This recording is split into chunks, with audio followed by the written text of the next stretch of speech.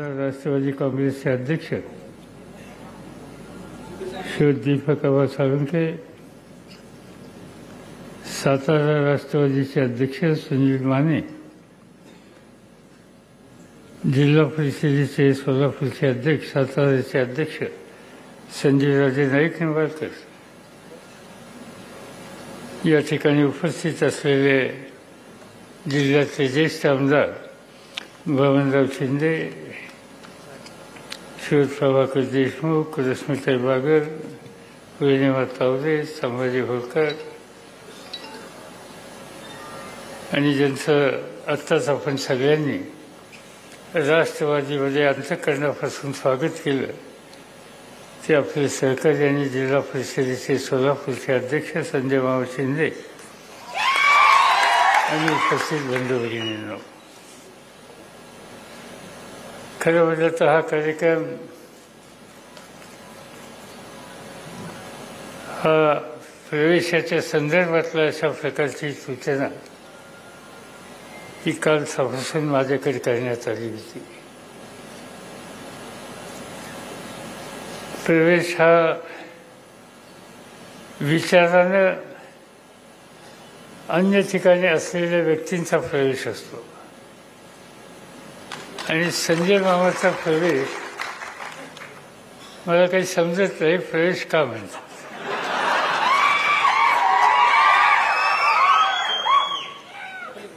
कारण जिल्ह्यामध्ये काही ना काहीचे वाद असतात, वाद नसतात असं नाही, पण जो ऋणानुबंध असतो, संबंध असतात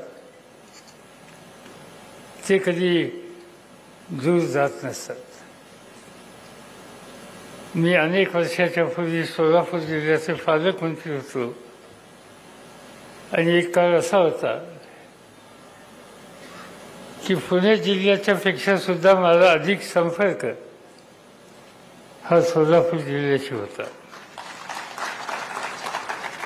माझ्याबरोबर सोलापूर जिल्ह्यामध्ये काम केलेले अनेक सहकारी मला आठवत आहेत, ज्यांनी जीवाभावाची साथ दिली आणि त्या जीवाभावाची साथ देणाऱ्यांची यादी जर मी नजरेसमोर ठेवली तर त्याच्यामध्ये नामदेवराव जगताप येतात, त्याच्यामध्ये विठ्ठलराव शिंदे येतात, आजही आमच्यावर काम करणारे गणपतराव देशमुख येतात. अशी अनेक नावं सांगता येतील. आणि विठ्ठलराव शिंदे आणि मी विधानसभेमध्ये बरोबर होतो, त्यावेळी मी जिल्ह्याचा पालकमंत्री होतो. माढा तालुक्यात खट्ट वाजलं तरी हक्कानं विठ्ठलराव आम्हाला सांगतील त्या पद्धतीचे आम्ही निकाल घेत होतो. आणि हा त्या पिढीपासूनचा संबंध असल्याच्या नंतर मग आता संजयला फरका कसं म्हणायचं. संजय हा आपल्याच घरातला, आपल्याच विचाराचा. काही स्थानिक प्रश्न निर्माण होतात, त्या निर्माणातून जे काही झालं असेल ते स्थानिक पातळीवरचं होतं, पण जिथं प्रसंग आला त्या प्रसंगाच्या वेळेला पूर्ण ताकदीनं सहकार्य करण्याच्या संबंधीची भूमिका बबनदादा असतील, संजय मामा असतील, या सगळ्यांनी सातत्यानं घेतली. याच्याबद्दलचं स्मरण मला स्वतःला सुद्धा आहे. मी एकदा लोकसभेला उभं राहिलो, तुम्ही सगळ्यांनी जबाबदारी घेतली तशी त्यांनी जबाबदारी घेतली. या वेळेला लोकसभेला उभं राहण्याच्या संबंधीचा आग्रह माझ्याकडे करत होते. त्याही वेळेला मला सांगण्यात आलं, मला वाटतं माझ्याला कुठं बबनदादा मिटिंग कुठं झाली, चेंबूरनेला मिटिंग झाली आणि त्या मिटिंगमध्येच मला बबनदादांच्या मार्फत आणि नंतर संजय मामाच्या मार्फत स्वच्छ सूचना मिळाली की तुम्ही निवडणुकीला वेळा मतदानाच्या संबंधीची जबाबदारी आमच्यावर टाका, तुम्ही तिथं आहात, आम्ही त्याच्या पाठीशी आहोत, हे त्यावेळी सुद्धा त्यांनी सांगितलेलं होतं. आणि त्यामुळं प्रवेश का म्हणायचं, घरातल्या माणसाचा कसा प्रवेश, जी घरातलीची घरातलीच आहे.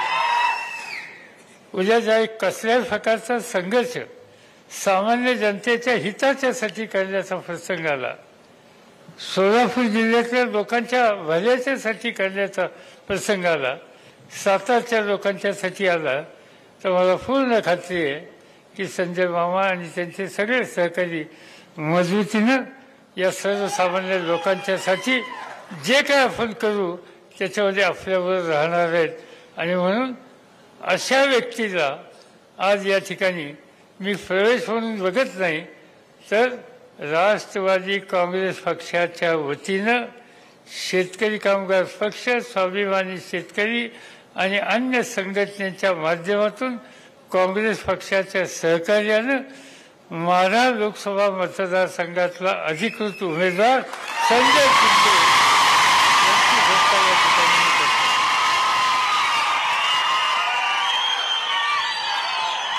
आणि म्हणून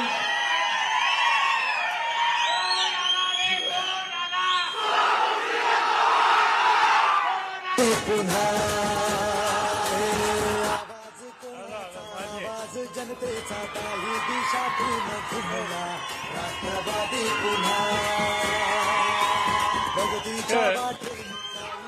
आता गंमत अशी आहे की आता आपली जबाबदारी पक्षाचा अध्यक्ष म्हणून आज मी या ठिकाणी आणखी एका उमेदवाराची अनाउन्समेंट करणार आहे जी राहिली. आणि मला जयंतराव पाटलांनी मुंबईवरनं फोन करून सांगितलं की जसा माढ्याचा तुम्ही आज अनाउन्समेंट कराल तसं उस्मानाबादचा सुद्धा करा.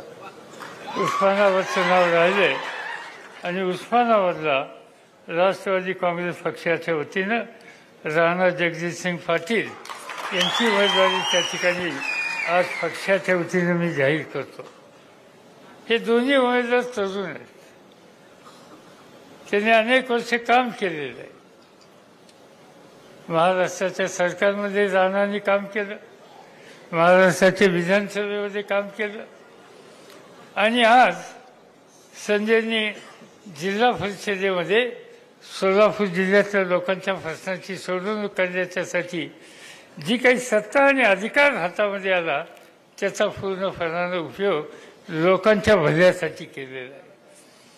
आणि म्हणून तुमची माझी सगळ्यांची जबाबदारी ही आहे की या सहकारी मित्रांना, तुमच्या साथीदारांना अधिक जोमानं काम करण्याच्यासाठी देशाच्या लोकसभेचे पाठवायचा निकाल हा तुम्ही सगळ्यांनी घेतला. ही निवडणूक अत्यंत महत्त्वाची निवडणूक आहे. आज देश एका वेगळ्या स्थितीतून जातो. आज देशाची सूत्र ज्यांच्या हातामध्ये त्या घटकांना या देशातल्या खेड्यापाड्यातल्या माणसाच्या संबंधी आस्था किती आहे याची शंका येण्याची स्थिती आहे. आपण बघतो महाराष्ट्रातला 11मी राज्य सरकारच्याकडून आणि केंद्र सरकारच्याकडून मिळवला शेतकऱ्यांच्या आत्महत्याच्याबद्दल. आज महाराष्ट्रामध्ये गेल्या 2 वर्षामध्ये संपूर्ण राज्यात 12,000 शेतकऱ्यांनी आत्महत्या केल्या. का शेतकरी आत्महत्या करतो? घरदार सगळ्या यत्किंचीचे विचार न करता तो आत्महत्या करतो. आणि त्याचं कारण आहे सन्मानाने जगण्याची परिस्थिती आज शेतकऱ्याची राहिलेली नाही. आत्महत्या आजच करतो असं मी म्हणत नाही. मी शेती मंत्री होतो त्यावेळीसुद्धा आत्महत्या झाल्या. आणि ज्यावेळी पहिली आत्महत्याची माहिती आम्हाला लोकांच्याकडे आली ती यवतमाळ जिल्ह्यातली होती, महाराष्ट्रातली होती. ती माहिती मी घेतली आणि त्याच दिवशी मी त्यावेळेचे प्रधानमंत्री डॉक्टर मनमोहन सिंग यांना जाऊन भेटलो आणि त्यांना सांगितलं की शेतकऱ्यांनी आत्महत्या केली ही अतिशय वाईट गोष्ट आहे, चिंताजनक गोष्ट आहे. आपण दोघांनी त्या शेतकऱ्याच्या घरी जाऊन त्याची कारणं काय आहेत ही समजून घेऊन सरकारमधून काही निर्णय घेतले पाहिजे. मनमोहन सिंग तयार झाले. दुसऱ्या दिवशी आम्ही दिल्लीवरला आलो, नागपूरवरनं यवतमाळ जिल्ह्यामध्ये गेलो. ज्या शेतकऱ्याची आत्महत्या केली होती त्याच्या घरी गेलो. तिथं माऊली होती, रडत होती बिचारी. 20-21 वर्षाच्या मुलीचं लग्न ठरलं होतं. विचारलं का झालं, का तुझ्या मालकाने असं केलं. त्यांनी सांगितलं तो कर्जबाजारी झाला होता, बँकेची थकबाकी होती, बँकेची नोटीस आली होती, मुलीच्या लग्नाच्यासाठी 10-15 हजार रुपये काय होतं नव्हतं ते मोडून बाजूला काढून ठेवले होते.